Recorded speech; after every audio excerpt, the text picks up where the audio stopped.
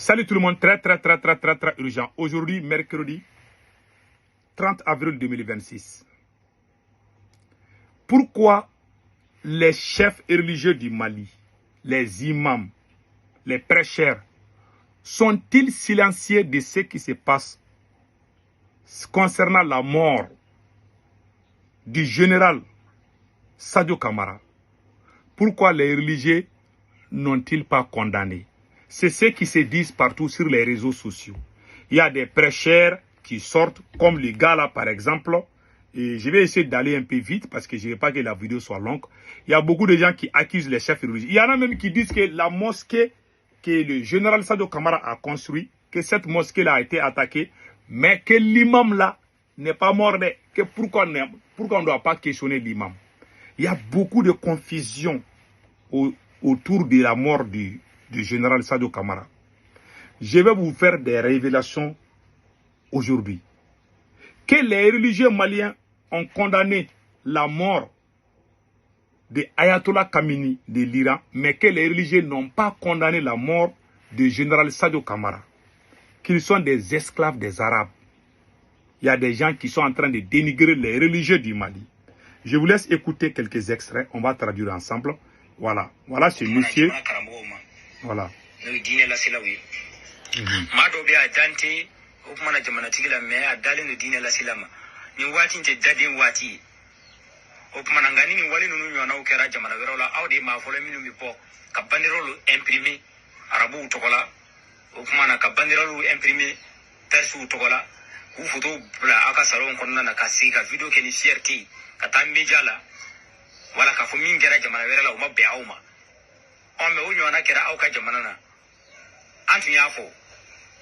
Voilà. Que les religieux maliens ont condamné la mort de Ayatollah Khamenei, mais qu'ils n'ont pas condamné la mort du général Sadio Kamara. Voilà un prêcheur qui vient de le dire. Au moment où on est en train de perdre Kidal, on a déjà perdu la ville de Kidal. Et ce qui est grave, on a perdu toute la région de Kidal. Aguelog, Tessalit, Tessi, tous ces endroits-là, on a tout perdu. Ça est aux mains des terroristes. On a appris hier qu'ils sont allés frapper avec les avions là. Ça ne va pas régler où. Il faut les troupes au sol. Ce n'est pas les avions qui vont nous faire gagner. Il faut que les troupes là viennent pour aller prendre la ville de Kidal. On est en train de chercher des solutions. On est en train d'encourager les forces armées maliennes. Pendant ce moment, il y a des voyous qui sont à Bamako. Soi-disant, ce monsieur qui vient de parler là, que vous voyez, c'est le plus grand cancre, un voyou. Il vient, il s'attaque aux religieux, que les religieux n'ont pas condamné. La mort du général Sadio Kamara est devenue une arme de guerre de certains religieux contre leurs adversaires. Sadio Kamara, la mort de Sadio Kamara m'a touché plus que tous ces gens-là. Sadio Kamara a aimé le M5 dont je suis membre jusqu'à sa mort. Sadio Kamara a été éliminé parce qu'il voulait le changement. Sadio Kamara a été éliminé parce qu'il n'a pas voulu trahir comme les autres l'ont fait. Allez-y, regardez mes vidéos. Je n'ai jamais fait une vidéo spéciale pour m'attaquer au général Sadio Kamara. Aucune de mes vidéos où je me suis attaqué à Sadio Kamara, il n'y en a pas.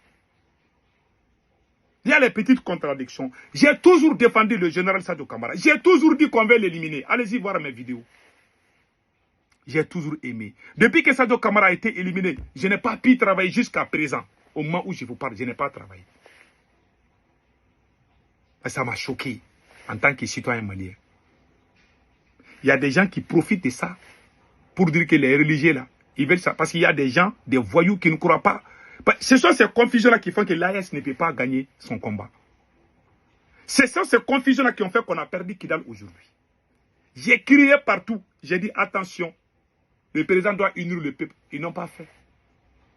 Voilà des voyous qui ne doivent pas parler. Un petit voyou comme ça là, il s'attaque aux gens qui ont l'âge de son grand-père tout le temps. Si ce n'est pas ces pouvoirs poussistes là, ils ne le feront jamais. Donc voilà, ils s'attaquent. Ils disent qu'ils ont condamné. D'abord, ce qui s'est passé en Iran, ce n'est pas la même chose que ce qui s'est passé au Mali. Pour l'Iran, c'est une guerre entre deux pays ou trois pays. C'est une guerre entre pays. Chez nous, là, ceux qui sont en train de faire ça, ce sont les Maliens. Les gens qui ont fait ces attaques-là, ce sont les Maliens. Celui qui a éliminé Sado Camara, ce ne sont pas ces terreaux-là. Je vous ai dit, Sado Camara a été éliminé pas par les terreaux. Vous le savez, j'ai déjà fait la raison. Mais un jour viendra, vous allez rejouer mes anciennes vidéos. Je jure Allah. Donc, ce qui s'est passé en Iran, c'est un imam, un chef religieux qui a été éliminé en Iran. Il a été éliminé pendant plusieurs jours. Pendant quelques jours, les religieux maliens ont condamné. Pour le cas de Sado Camara, allez-y sur les pages des religieux. Il y a des religieux qui commencent à parler. Lui, il veut montrer, ils sont en train de créer la confusion aux Maliens. Ils sont en train de faire, c'est comme si les religieux sont complices. Plus vous continuez avec cette confusion, plus nous allons perdre cette guerre. J'ai dit ça il y a longtemps. Sékou Touré a dit. Je vous demande vraiment de voir l'avenir et de revenir à la vérité. On ne peut pas construire l'avenir en s'enfermant dans la confusion. Et nous, qui parlons de révolution et de progrès, disons, le premier ennemi d'une révolution, c'est la confusion. C'est tout. Le premier ennemi d'une révolution, c'est la confusion. Il l'a dit. Et c'est la vérité. Ça dit qu'au moment où les terreaux sont en train de s'unir, ces groupes armés-là, ils se sont pardonnés. Ces groupes armés se sont battus, se sont tués entre eux-mêmes. Après, ils se sont pardonnés, ils se sont donné les mains. Nous, on est 25 millions Maliens. On n'a pas pu combattre ces gens-là. Ils sont en train de... Parce qu'ils sont unis. Pendant que vous êtes en train de créer la confusion.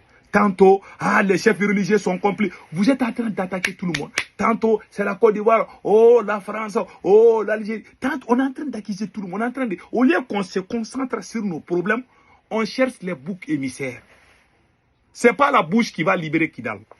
On va combattre. Ceux qui ont mis embargo sur Bamako là, même si les imams sortent pour condamner, parce que c'est un piège. Ces voyous-là sont en train de parler parce que c'est un piège. C'est pour que les imams sortent condamnés et que les terroristes vont aller s'attaquer aux familles des imams. Parce que les terroristes sont à Bamako. Ils ont déjà infiltré Bamako. Celui qui ne fait pas attention de ce qu'il dit, ils vont aller attaquer ta famille. C'est ce que beaucoup de gens craignent. Pendant ce temps, on attend.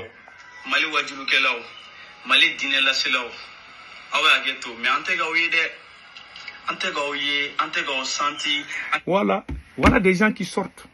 Des bons aériens, ils sortent, ils disent n'importe quoi contre les chefs religieux. Ils s'attaquent.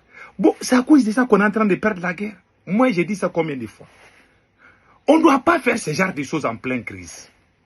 On doit être unis derrière nos soldats. Mais ils sont en train de créer la haine. Les gens qui sont à la base, ce sont les gens même que les autorités aiment. Que ce soit au Mali ou au Burkina. Les réactionnaires. Les idiots. C'est-à-dire que les gens qui dénigrent, les impolis, les mal élevés. Ils ont rassemblé les gens qui aiment attaquer les gens pour dire que ouais, vive X ou Y. C'est ça qu'ils aiment. Ces militaires-là ont gâté la révolution. Les religieux maliens ont tout fait pour le Mali. Le président du Haut Conseil islamique, il a tout fait pour le Mali. Aujourd'hui, on s'attaque aux religieux. Même si les religieux sortent pour condamner, ça va changer quoi? Vous pensez que c'est Bush qui va libérer? Ou vous voulez que les religieux prennent les armes pour aller au front? Vraiment, vous êtes la honte, je vous dis. Je suis très désolé. Hein. Le pays, Bamako est sous embargo. Vous ne pensez même pas à ça. Vous-même, vous êtes en train de vous casser la gueule. Vous créez la haine entre les gens. C'est pas sérieux. C'est ça qui amène la guerre civile. C'est ça qui amène, c'est-à-dire que les génocides. Si je suis président du Mali, ces gens-là, je vais casser leur gueule. Tout ce qui crée, les vrais déstabilisateurs, ce sont eux qui créent la confusion à Bamako là-bas. Tantôt ils s'attaquent. Il y a même la chasse aux Peuls à Bamako actuellement. Beaucoup de familles Peuls ont quitté le Mali pour aller en Guinée. J'en connais, j'ai des preuves. Ils ont fui le Mali pour aller en Guinée. Tu ne fais pas attention à Bamako aujourd'hui, Tu es peul, on te voit avec des tribans là, ou Touareg ou quoi, ils vont s'attaquer à toi. Les autorités ne disent rien. Et vous voulez qu'on gagne. Il y a des gens même qui sont en train de quitter l'armée malienne. Beaucoup de teint clair. Ça arrive déjà. Vous avez déjà détruit ces pays. Ce sont les mêmes erreurs qu'on a commises en 2012 qui a donné la force aux ennemis du Mali. Ils ont pris Gao, Tombouctou, Kidal. Parce qu'à Bamako, il y avait la confusion. Il y avait la chasse aux Touaregs. Ils sont même allés saccager la pharmacie d'une famille Touareg. C'est des gens qui sont Touareg, qui ont la peau claire. Ils sont nés à Bamako, grandis à Bamako. Les gens sont allés s'attaquer. En 2012, moi j'ai condamné ça. En 2012, ça fait combien d'années? 14 ans.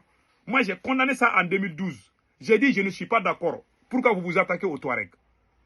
Mes anciennes publications sont là en 2012. J'ai dit ça. J'ai toujours été contre la violence. Vous ne pouvez pas aimer Sadio Kamara plus que nous. Nous avons pleuré. Moi, je n'ai pas pu travailler. Je n'ai pas de morale. Pendant ce temps, vous êtes en train de faire, c'est comme si ça nous plaît. Mais c'est grave. Que Dieu sauve le Mali.